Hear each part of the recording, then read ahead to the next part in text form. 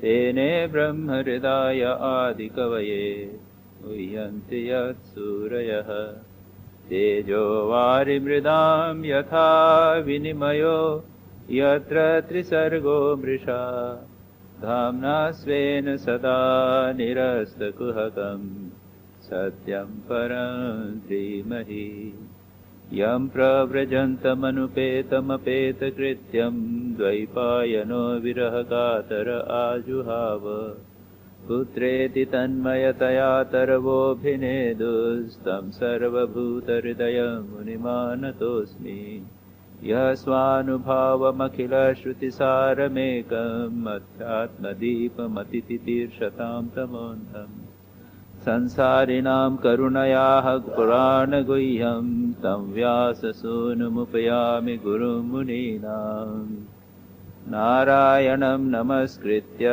नरं चैव नरोत्तमं देवीं सरस्वतीं व्यासं ततो जयमुदीरयेत्। उद्धव ने भगवान से एक विस्तृत प्रश्न किया। वे ज्ञान जानना चाहते हैं, विज्ञान जानना चाहते हैं, वैराग्य से युक्त विज्ञान चाहते हैं और उसके बाद में त्वद्भक्ति योगम, भक्ति योग भी जानना चाहते। इस एक विस्तृत प्रश्न के उत्तर में भगवान श्री कृष्ण उन्हें कहते हैं कि मैं तुम्हें वह बात बताऊंगा जो भीष्म पितामह ने युधिष्ठिर को युद्ध के बाद कही थी। महाभारत के युद्ध में जब बहुत नरसंहार हुआ, उससे विभल होकर धर्मराज शोक संतप्त होकर भीष्म पितामह के पास गए और उसके बाद उन्होंने इस संबंध में बहुत सारे प्रश्न किए थे। राजधर्म के संबंध में प्रश्न किए थे, नाना धर्मों के प्रश्न संबंध में प्रश्न किए थे और मोक्ष धर्म के संबंध में भी प्रश्न किया था। भगवान अगर स्वयं इस प्रश्न का उत्तर सीधे भी दे देते तो कोई अनुचित नहीं होता। वो कह देते कि फलानी फलानी बात तुमने जो पूछा है उसका उत्तर ये है, लेकिन भगवान ने ऐसा नहीं किया। ये भगवान की उदारता कह लीजिए। भगवान के लिए निरहंकारिता कहना तो बड़ा अजीब सा लगता है, लेकिन कभी कभी श्रोता के मन को अभिमुख करने के लिए, श्रोता को अधिक सावधान करने के लिए, उसको जो कहा जा रहा है उसको सुनने के लिए, उत्सुक करने के लिए, अटेंटिव करने के लिए कभी कभी कहा जाता है कि देखो भाई, जो मैं बात बता रहा हूं ये मेरी नहीं है, ये इसके पहले बात हुई थी। और किसने किया था? धर्मराज युधिष्ठिर और भीष्म पितामह। भीष्म पितामह तो एक अष्टवसुओं में से एक और परम धर्मज्ञ, ऐसे भीष्म पितामह ने और ऐसे अद्भुत श्रोता को कहा। जो वक्ता थे वे भी आश्चर्य वक्ता, कुशलोस्य ज्ञाता, आश्चर्य वक्ता कुशलानुशिष्ट। बोलने वाला भी अच्छा हो, प्रश्न करने वाला भी अच्छा हो और प्रश्न का उत्तर देने वाला भी अच्छा। तो ऐसे अत्यंत श्रेष्ठ श्रोता के द्वारा ऐसा सुना गया, प्रश्न पूछा गया, प्रश्नकर्ता युधिष्ठिर और बोलने वाले अद्भुत भीष्म पितामह। तो ऐसा श्रेष्ठ एक वार्तालाप हुआ था।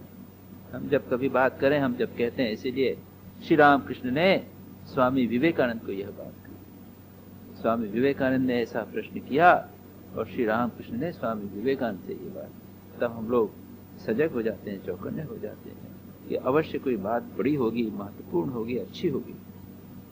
तो भगवान यही बात कहते हैं कि यह प्रश्न युधिष्ठिर ने भीष्म पितामह से पूछा था और जो हम लोग भी वहां विद्यमान थे, मैं भी वहां विद्यमान था, मैंने भी सुना, उसको मैं तुझे बताता हूं। उसके बाद धर्मान बहून, बहुत से धर्मों का वर्णन करके, राजधर्म, युद्ध धर्म, शांति के समय कैसा व्यवहार करना, युद्ध के समय कैसा व्यवहार करना, समाज शास्त्र उसको कैसे संचालन करना इत्यादि बहुत सारी बातें भीष्म पितामह कहते हैं। उसके बाद में बहुन मोक्ष धर्मान अपृच्छत, बहुत सा धर्म पूछने के बाद मोक्ष धर्म की बात पूछी, और जो मैंने देवव्रत के मुख से, भीष्म पितामह के मुख से जो मैंने पूछा था वह मैं तुझे बताता हूं। उसके बाद भगवान कहते हैं कि यह जो यहां पर आपको पिछली बार हमने देखा था कि 9, 11, 5, 3 ये सब 9 तत्व, 5 ज्ञानेंद्रियां, 5 कर्मेंद्रियां, 1 मन, ये 11, उसके बाद 5 महाभूत, 3 गुण, अर्थात क्या किया, 28 तत्वों का वर्णन किया। हमने पिछली बार देखा था कि आधुनिक विज्ञान बहुत सारे एलिमेंट्स बताता है। सांख्य में 24 तत्व बताए गए हैं, यहाँ पर 28 हैं। श्रीमद् भागवत में ही कई स्थानों पर प्रश्न किया गया है कि आप कोई बोलते हैं 28, कोई कहते हैं 24, कुछ कहते हैं 15, कोई कहते हैं 3, ये सब क्या है? ये आप जिस प्रकार से क्लासिफाई करो जगत को समझने के लिए, जिस प्रकार से उसका विभाजन करो, उससे ही काम चल जाता है। तो भगवान यहाँ पर कहते हैं कि ये जितने तत्व हैं और ब्रह्मा से लेकर स्त्रीण पर्यंत ये समस्त कार्य जो जगत देखा जाता है, यह सब परमात्मा के द्वारा अनुस्यूत है, परवेडेड है। यह जानना, इसको कहते हैं ज्ञान। जैसे आधुनिक विज्ञान का मॉडर्न साइंटिस्ट कहेगा कि जो कुछ हम देखते हैं सब इलेक्ट्रॉन, प्रोटॉन्स और क्वांटम इत्यादि से बना हुआ है। यह जानना, यह ज्ञान है। और बाकी लोग, साइंटिस्ट कहता है बाकी लोग तो अज्ञानी हैं, जो इस प्रकार की चीजें जगत को देखते हैं और समझते हैं कि यह सत्य है। हम तो जानते हैं कि सब जगत जो है वो इलेक्ट्रॉन, प्रोटॉन्स या और भी सब एटॉमिक पार्टिकल से बना हुआ है, या क्वांटम से बना हुआ है, या फोर्स से बना हुआ है, इत्यादि बात कर।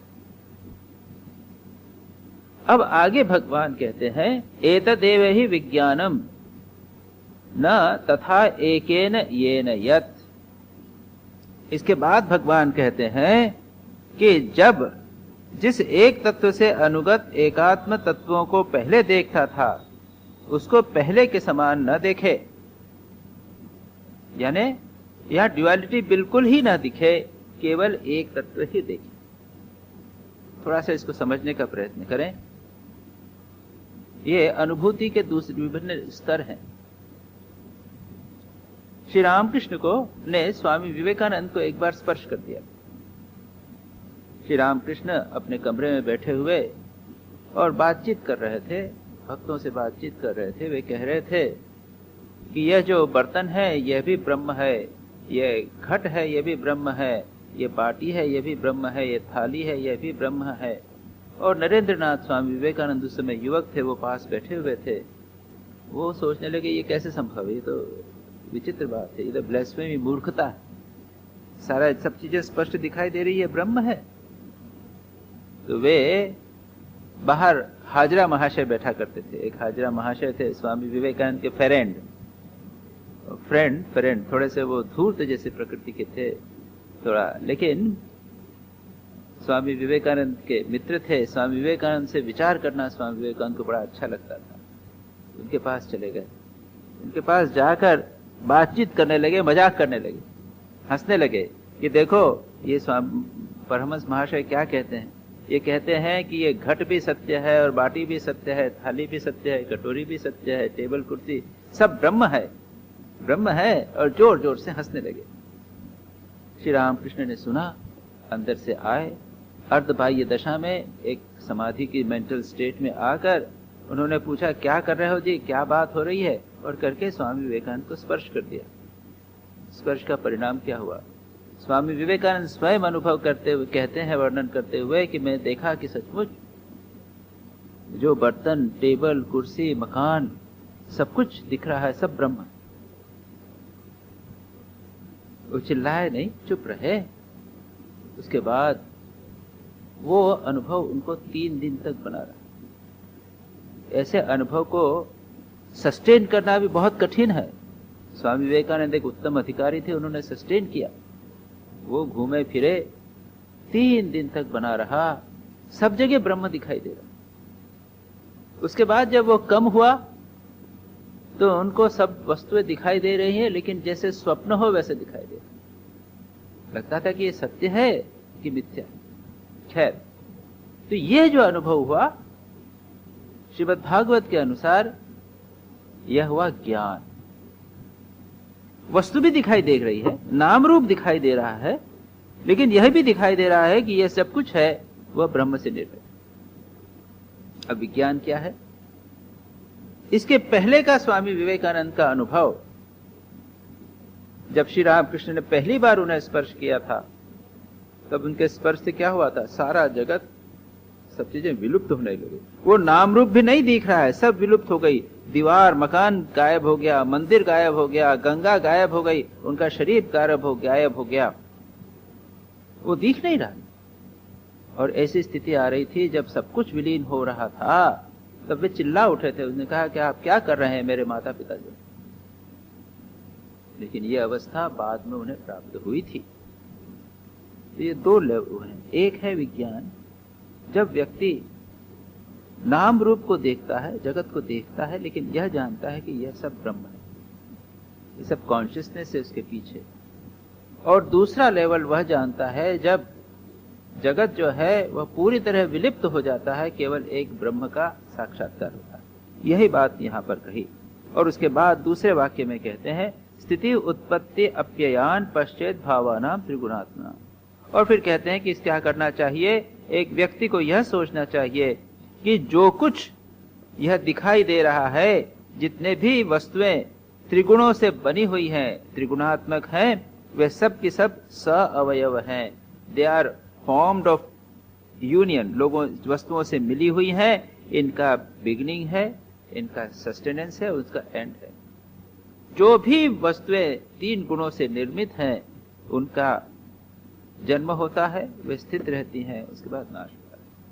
ये टेबल, ये कुर्सी एक अवस्था में बनी है, कुछ दिन रहेगी, उसके बाद नष्ट हो जाएगी। हमारा शरीर कभी जन्म हुआ, अभी है, और बाद में नष्ट हो जाएगा। कोई भी चीज स्थायी नहीं है। उसके बाद कहते हैं आदावंते च मध्ये च सृज्यात् सृज्यं यदन्वियात् पुनस्तत् प्रतिसंक्रमणे यच्छिष्ये तदेव सत्। उसके बाद में थोड़ी सी फिलोसॉफिकल चीज है, उसका हम रैपिडली कर लेते हैं।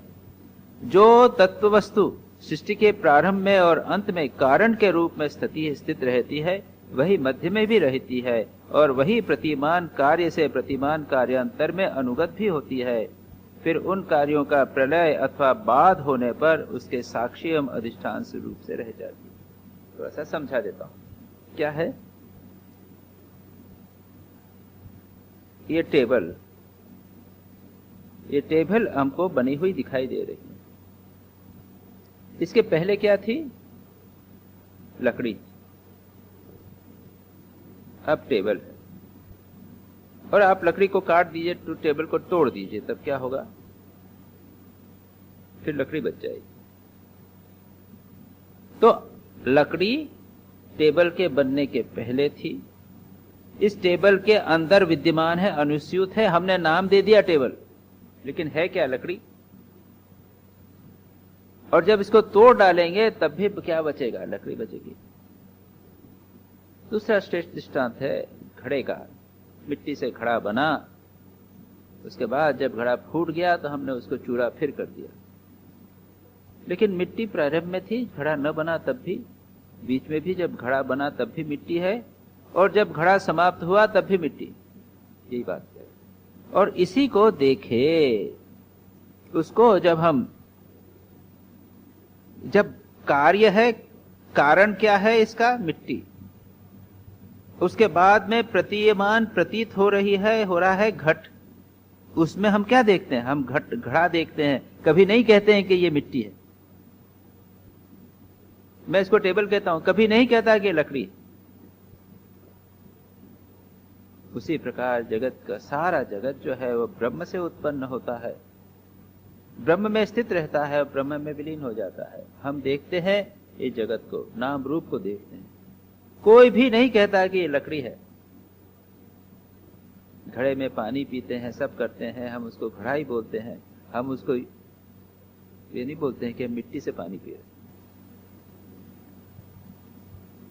तो ये एक बहुत महत्वपूर्ण विचार वेदांत का है, जिसमें यह कहा गया है कि सारा जगत एक ब्रह्म में भी है। प्रारंभ में वह उत्पन्न होता है ब्रह्म से, ब्रह्म में स्थित होता है और ब्रह्म में नष्ट हो जाता है। उसके बाद में कहते हैं श्रुति प्रत्यक्ष ऐतिह्यम अनुमानम चतुष्टयम प्रमाणेषु अनवस्थानात् विकल्पात् स विरज्यते।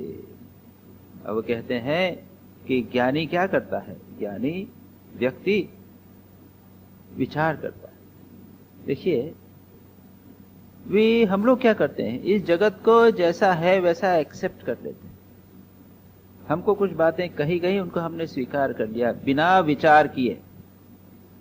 और याद रखिए, बिना विचार के बिना हम गलती करने, हमारी संभावना है कि हम गलती करेंगे। और जो ज्ञानी है वो विचार करता है, और विचार करता है क्या करता है? वो 4 प्रकार के एविडेंसेस देखता है। 4 प्रकार के एविडेंसेस यानी प्रमाण जिसे कहते हैं। पतंजलि योग सूत्र में 3 प्रकार के प्रमाण गए हैं, प्रत्यक्ष, अनुमान और शास्त्र प्रमाण। यहां पर 4 प्रमाण किए हैं।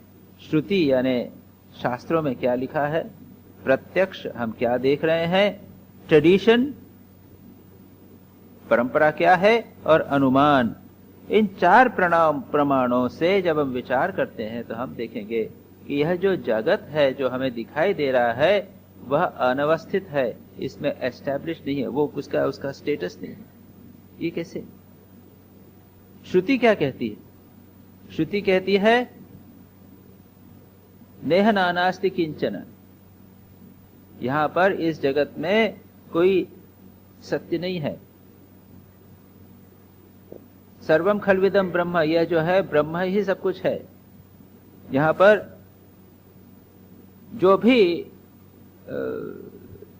द्वैत जो है वह कई शास्त्र में बहुत सारे प्रमाण हैं जिसमें कहा गया है कि ये जो जगत है वह मिथ्या है, जो बाह्य जो दिखाई दे रहा है द्वैत वह मिथ्या है। ये पहली बात।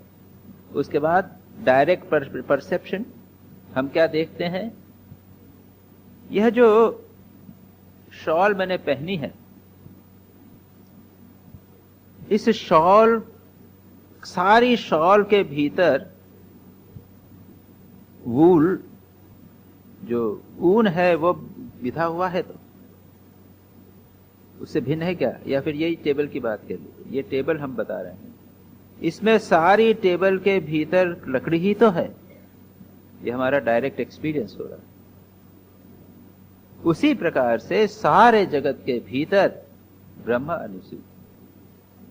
तीसरा ऐतिह्य। ऐतिह्य यानी क्या?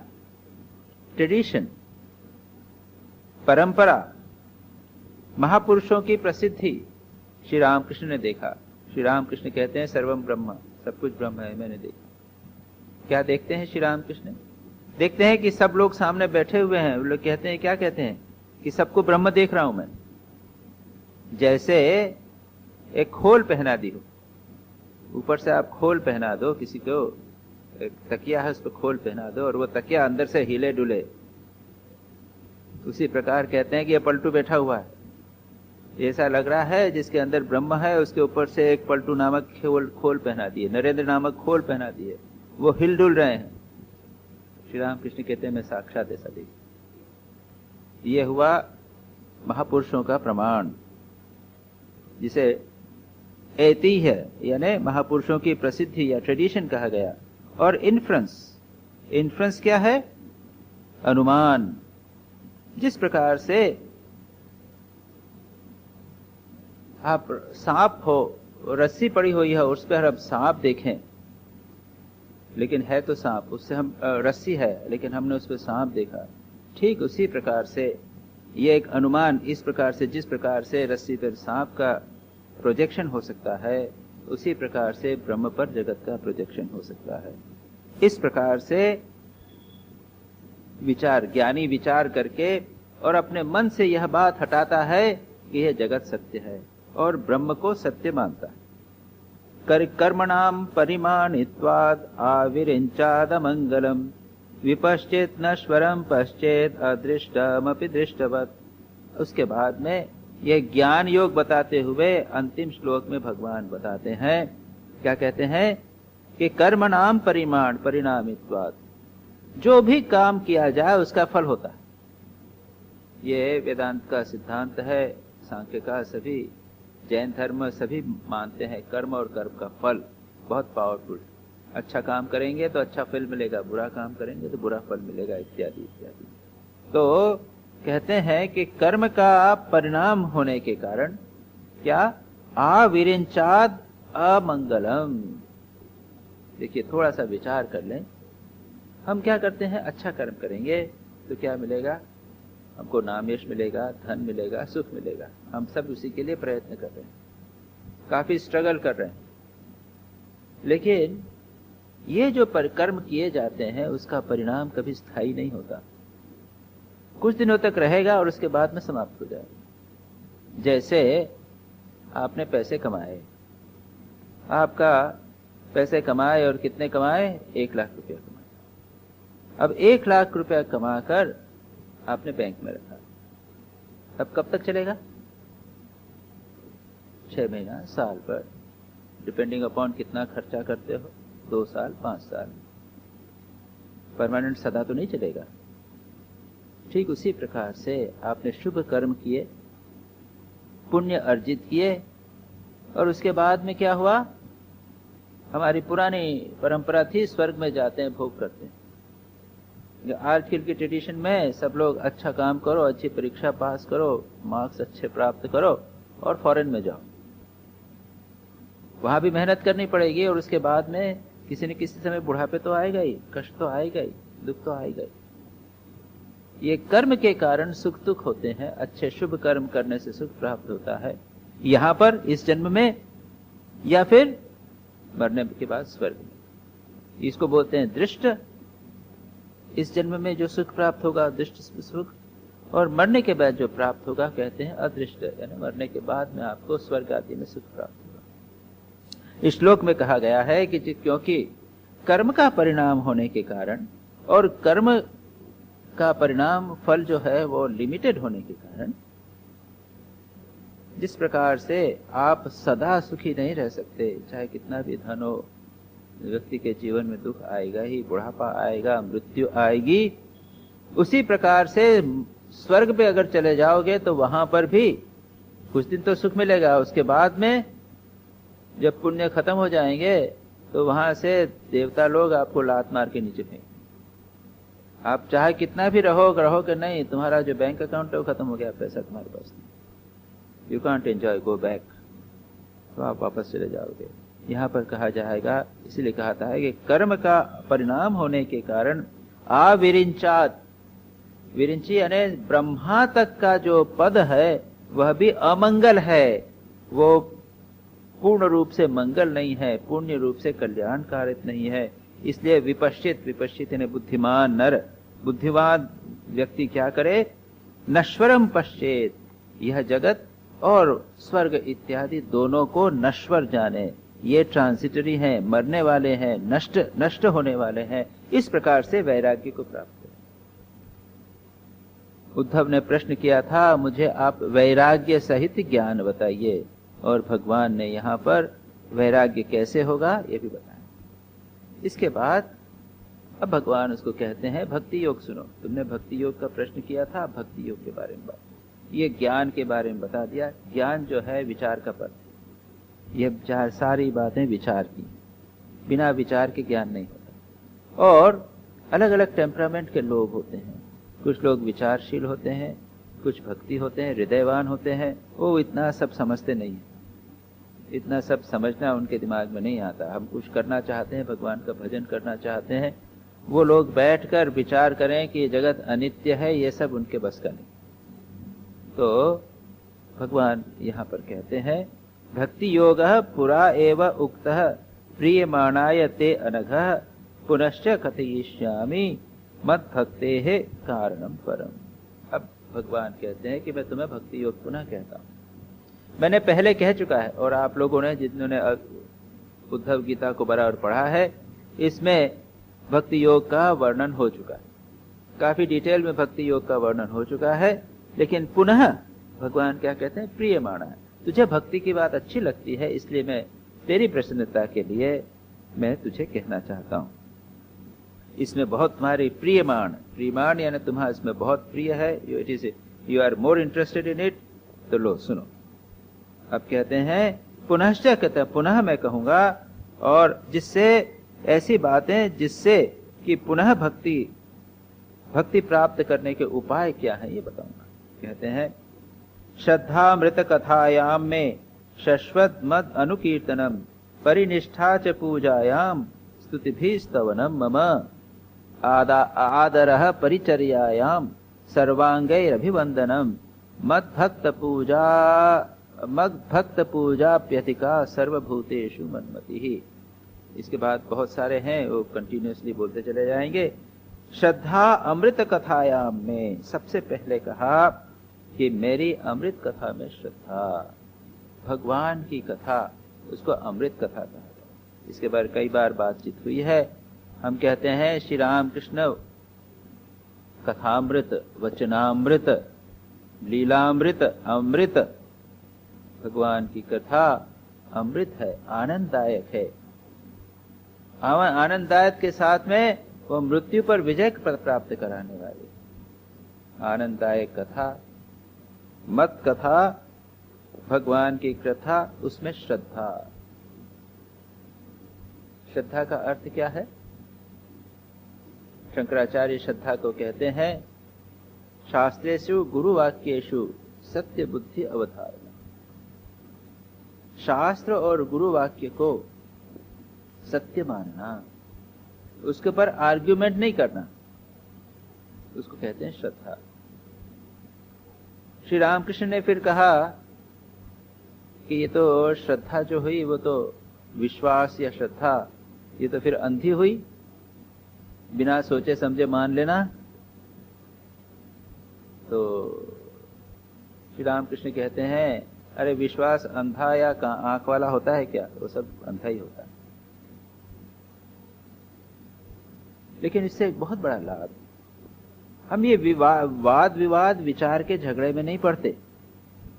बहुत सारी हमारी एनर्जी वेस्ट होने से बच जाती है, क्योंकि शास्त्र में कई जगह कहा है वादो न अवलंब्य। वाद विवाद में चक्कर में मत पड़ो, नारद भक्ति सूत्र में कहा गया। तर्को अपरित प्रतिष्ठानात्, ये ब्रह्म सूत्र में कहा गया है। जो तर्क या विचार है उसकी प्रतिष्ठा नहीं है। मैंने एक बात कही, दूसरा आदमी उसको काट देगा विचार के द्वारा। जब तक किसी न किसी एक चीज को आपको मानकर चलना पड़ेगा, किसी एक चीज को सत्य मानकर चलना पड़ेगा, तभी आप आगे विचार कर सकते हैं। अगर उसको नहीं मानेंगे तो आप किसी भी तरह विचार में प्रतिष्ठित नहीं हो सकते। इसलिए श्रद्धा एक प्रकार से बहुत बड़ा संबल है, बहुत बड़ा सपोर्ट है, जिसको हम फेथ भी कहते हैं। और आज के जमाने में एक बहुत बड़ी दुर्भाग्य की बात है, हमारा विश्वास टूट रहा है, हम किसी चीज को विश्वास नहीं करते। विज्ञान के कारण विज्ञान किसी को विश्वास नहीं करता, वो प्रमाण करके जानना चाहता है, और इसके कारण जो धार्मिक श्रद्धा है, विश्वास थे, वह तब टूटते चल जाए। इसका दुष्परिणाम भी होता। और एक बार आज से बहुत वर्षों पे 30-35 वर्ष या 40 वर्ष के पहले की बात है, एक बार रिकवरी ऑफ फेथ करके ऑल इंडिया रेडियो के ऊपर एक सेमिनार जैसा हुआ था। सप्ताह में एक दिन एक पर्टिकुलर टाइम पे एक टॉक आया था। और उसी समय डॉक्टर राधा कृष्णन ने एक पुस्तक लिखी थी, रिकवरी ऑफ फेथ। शायद संभवतः है वो भगवान जर्नल की है, अभी भी शायद मिल जाए तो, रिकवरी ऑफ फेथ। यह आवश्यक है कि हम विश्वास को पुनः प्राप्त करें। बिना आस्था के आदमी स्थिर नहीं रह सकता। तो इसलिए सबसे पहले भगवान कहते हैं श्रद्धा मत कथाया।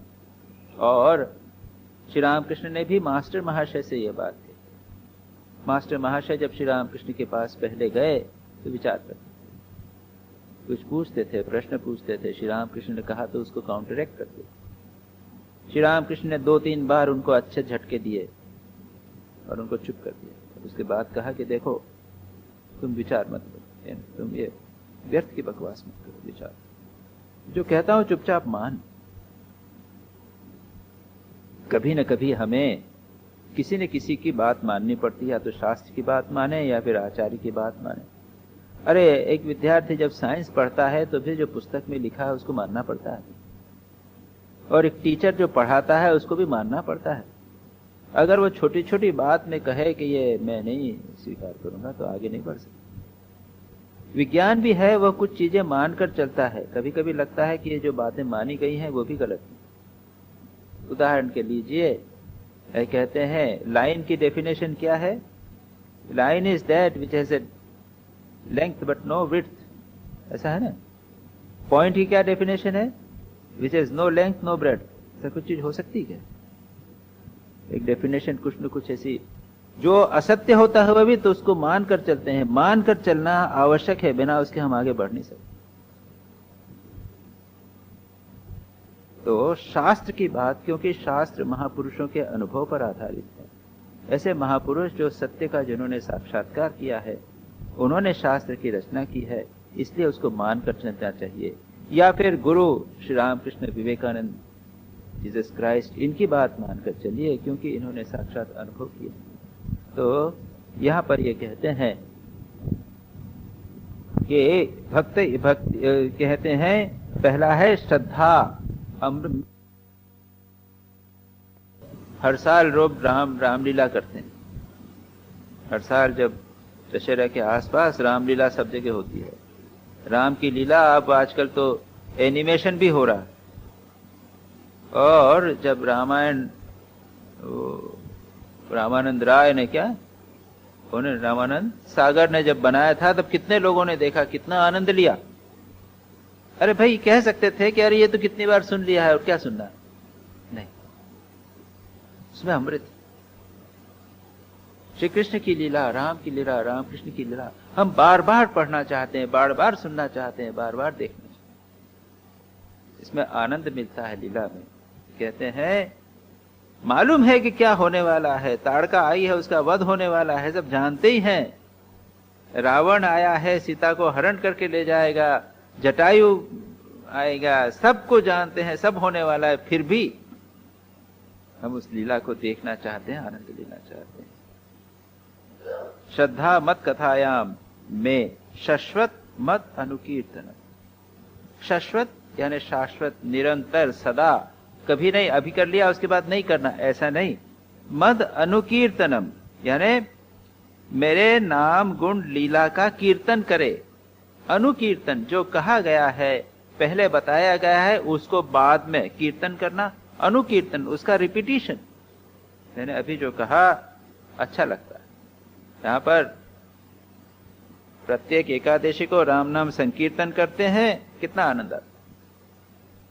श्याम नाम संकीर्तन करते हैं, कितना आनंद है।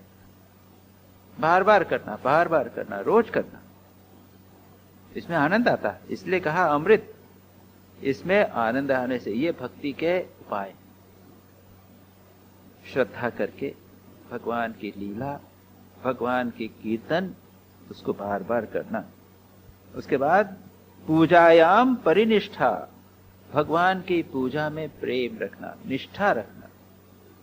कुछ लोग पूजा आसक्ति होती, नारद भक्ति सूत्र में हमने पढ़ा था पूजा आसक्ति। कुछ लोग में पूजा की आसक्ति, उसमें कीर्तन की आसक्ति होती है। कुछ लोग पूजा में बड़े रुचि लेते हैं, अच्छा लगता है। अभी एक भक्त है, उन्होंने कहा महाराज हम कलकत्ता जा रहे हैं, वहां पे पूजा के बर्तन खरीदना चाहते थे, क्यों हम पूजा करें। मैंने कहा अरे भाई बड़ा दिक्कत है इसमें कि नहीं, आधे घंटे 1 घंटे बैठकर पूजा की विधि के अनुसार पूजा करना, उसमें आधे घंटे तक मन उसी में लगा रहेगा। आधे घंटे 1 घंटे तक मन उसी में लगा रहता है। हमको एक फीलिंग होता है एलिएशन का, मन जो है वो ऊपर उठ जाता है, हमने अच्छा काम किया। इस संबंध में स्वामी ब्रह्मानंद जी की एक घटना सुनाता हूं। स्वामी ब्रह्मानंद जी के एक शिष्य थे स्वामी प्रभवानंद जी।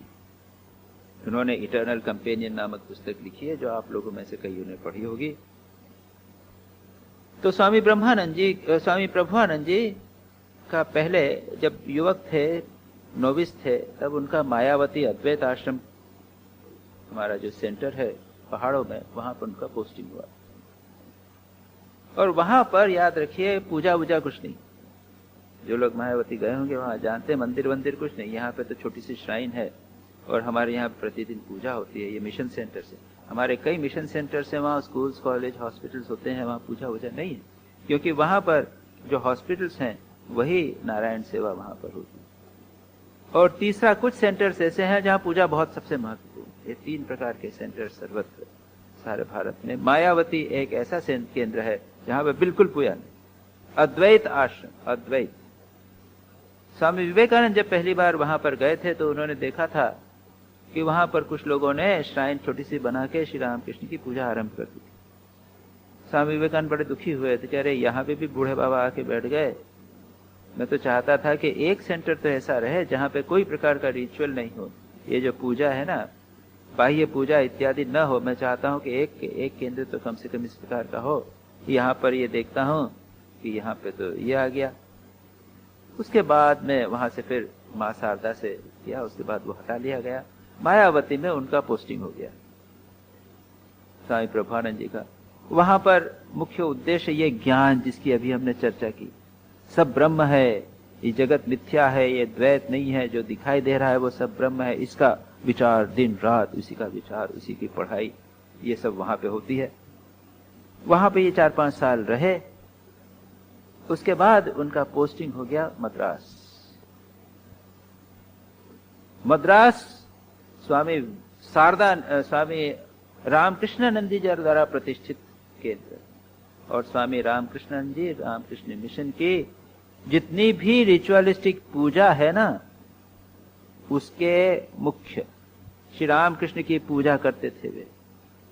सारी पूजा के, रामकृष्ण मिशन की जितनी पूजा के जो मूल में है, सबसे मोस्ट इंपॉर्टेंट पुजारी है वो रामकृष्णानंद जी मद्रास में वहां पर रहे, तो वहां पर सबसे इंपॉर्टेंट कार्य है पूजा। ये प्रभवानंद जी वहां पर गए। इस बीच में एक और बता दूं, अब तो संभवतः रामकृष्ण मिशन इतना बढ़ गया है, बड़ा कॉम्प्लिकेटेड हो गए, बहुत सारे सेंटर्स हो गए। लेकिन पहले यह व्यवस्था थी कि प्रत्येक साधु को, विशेषकर जो होनहार साधु हैं, प्रत्येक साधु को 3 केंद्रों में अवश्य पोस्टिंग किया जाता था।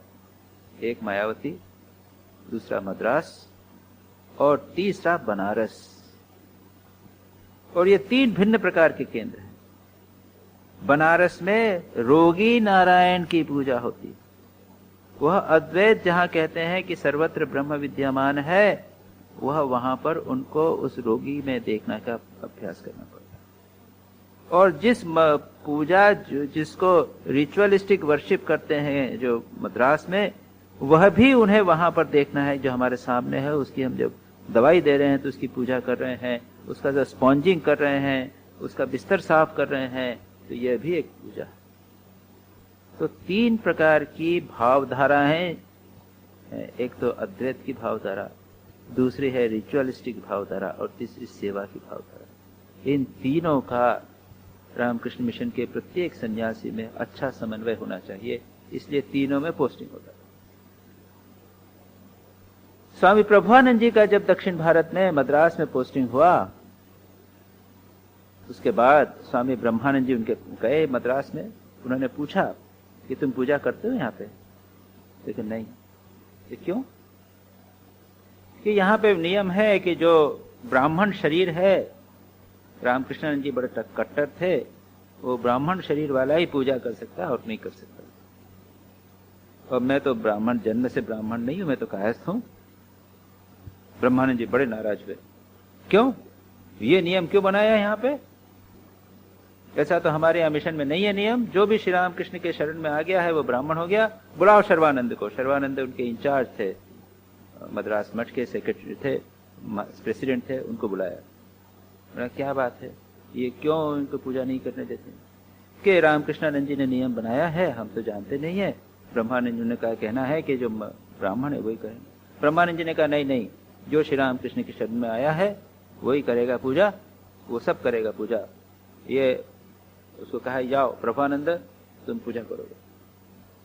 अब ये तो मायावती में रह चुके थे, पूजा से इंटरेस्ट चला गया था, सब विचार करते थे जगत मिथ्या द्वैत द्वैत, ये सब पूजा तो है फालतू है, इस तरह के विचार, उनको इंटरेस्ट नहीं पूजा में।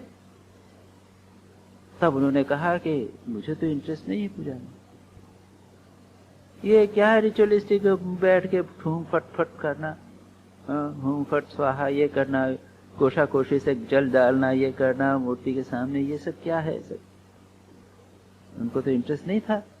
ब्रह्मानंद जी ने डांट के कहा पूजा करोगे, करना है करोगे, तो क्या करें, उनको करना पड़ा।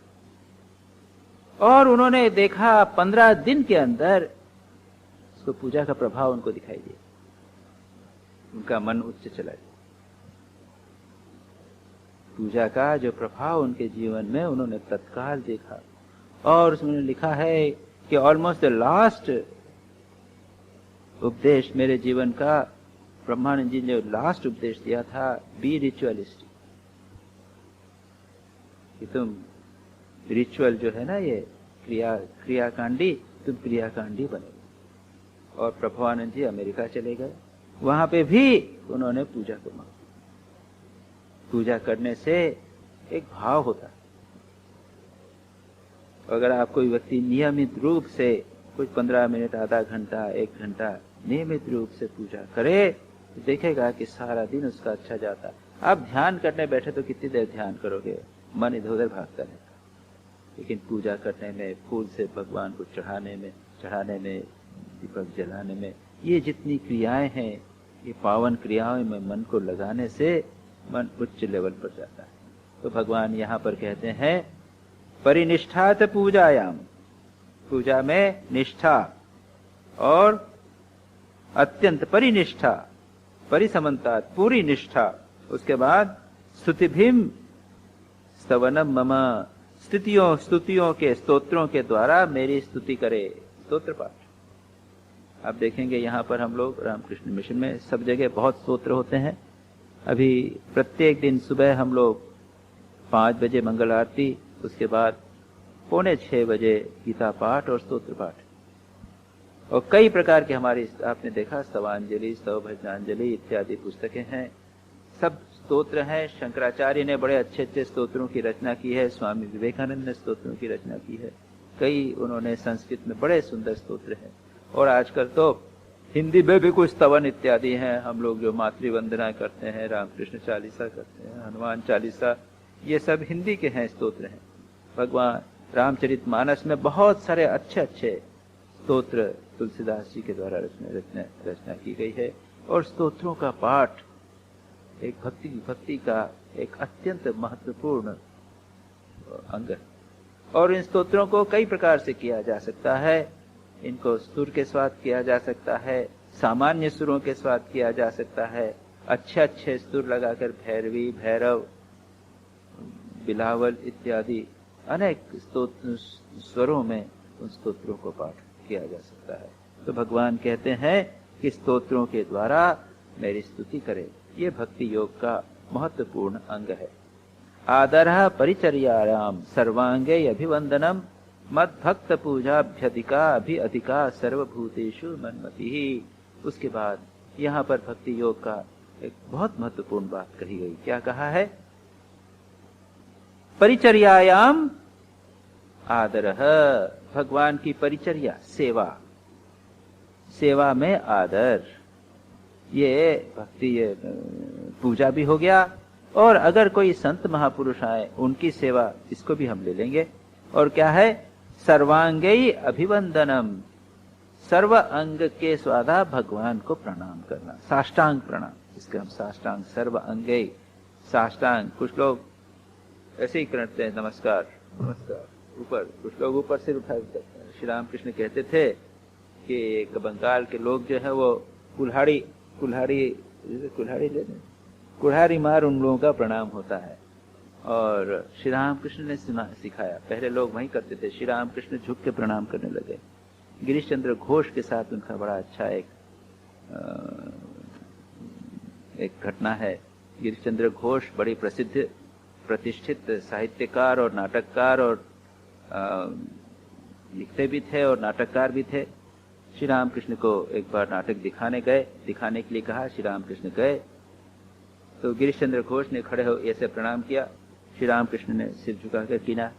गिरीश चंद्र घोष ने और सिखाया। श्री रामकृष्ण और से नीचे झुककर प्रणाम करने लगे।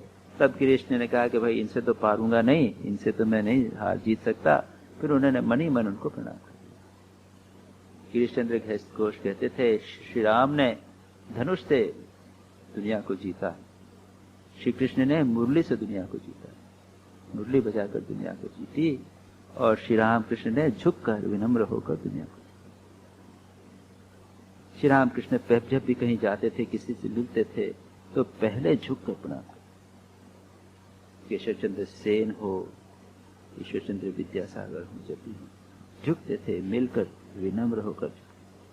यहां पर कहा गया है प्रणाम करना, साष्टांग प्रणाम। देवताओं को, भगवान को मंदिरों में जाकर साष्टांग प्रणाम करना, यानी पूर्ण रूप से अपने को विनम्र कर देना, जरा भी उसके अंदर अहंकार नहीं रखना, ये भाव। सर्वांगे अभिवंदनन। उसके बाद कहते हैं मद भक्त पूजा अपि अधिका, मेरे भक्तों की पूजा मेरी पूजा से भी बढ़कर समझे, ये बात। उसके बाद सर्वभूतेषु मनमति, और समस्त प्राणियों में मुझे देखे मनमति, यह विचार करे कि मैं भगवान। ये भक्ति का ये पक्ष बहुत महत्व का है, इसको कई बार हम लोग भूल जाते।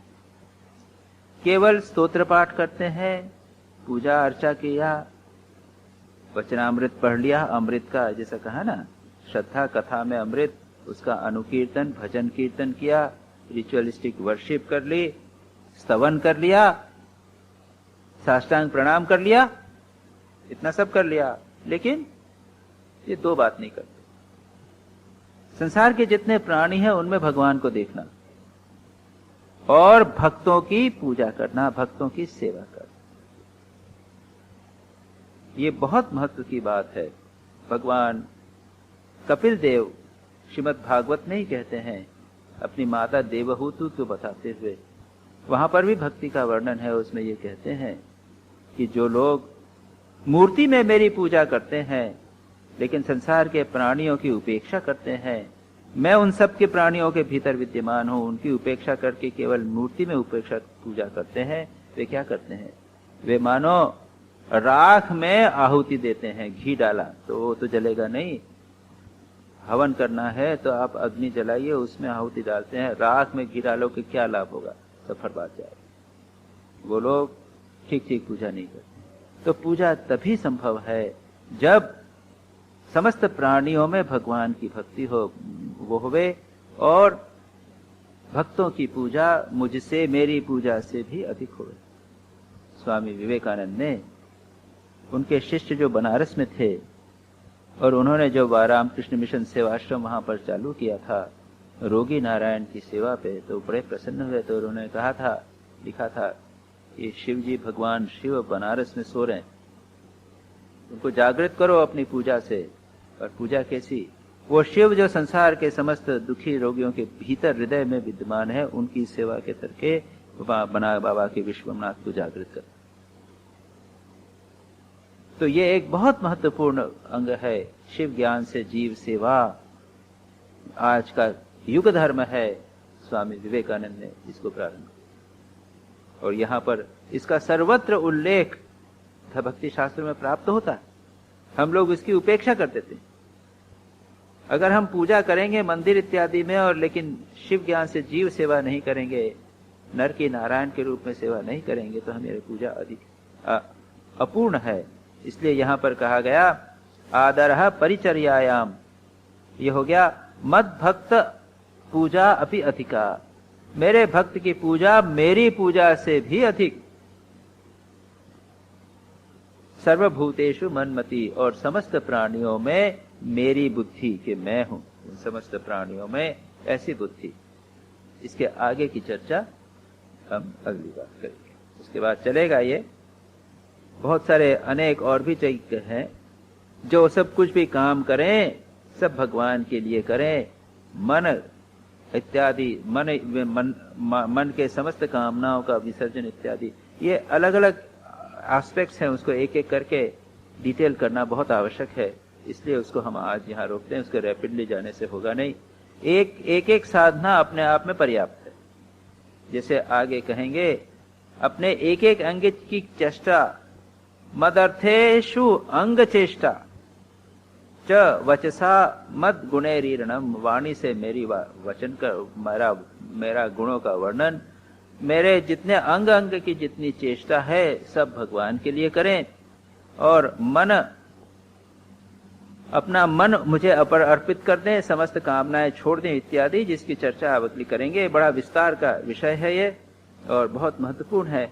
जितनी साधना की बातें हैं जो हम कर सकते हैं उसका इसका बात यहाँ पर चल रही है।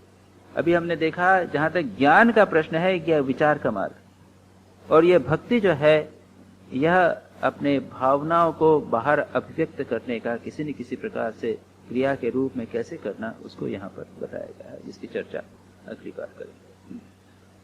नारायणं नमस्कृत्य नरं चैव नरोत्तमं देवीं सरस्वतीं व्यासं ततो जयमुदीरये।